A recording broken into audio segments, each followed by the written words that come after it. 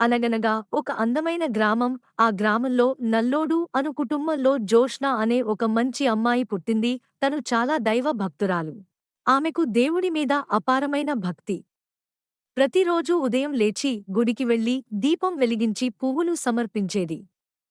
చిన్న వయస్సులోనూ ఆమె భక్తి పెద్దవాళ్లందరికీ ఆశ్చర్యం కలిగించేది. ఒకరోజు గ్రామానికి పెద్ద వర్షం వచ్చింది. గుడి నీటితో నిండిపోయింది. ఎవ్వరూ వెళ్ళలేరు. కాని జోష్న మాత్రం భయపడలేదు. ఆమె చిన్న బుట్టలో పువ్వులు తీసుకుని గుడివరకు వెళ్ళింది. అమ్మవారికి పూజ చేసి, అమ్మా, మా గ్రామాన్ని రక్షించు అని ప్రార్థించింది.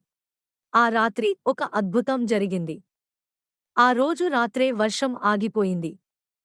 గుడి చుట్టూ నీరు తగ్గిపోయింది. గ్రామస్థులు జోష్నా ధైర్యానికి, భక్తికి ఆశ్చర్యపడ్డారు. అందరూ ఆమెను చిన్న దేవదూతలా చూసుకున్నారు.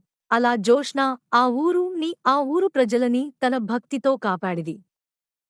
ఈ కథలో మనకి తెలియసిన నీతి ఏంటి అంటే, ఎంత కష్టం వచ్చినా భయపడకుండా భక్తితో ముందడుగు వేస్తే దేవుడు మనకు తోడుంటాడు.